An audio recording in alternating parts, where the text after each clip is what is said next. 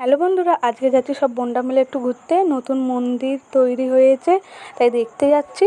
তাই আপনাদের সাথে শেয়ার করতে, স্কিপ না করে পুরো ভিডিওটা দেখতে থাকো।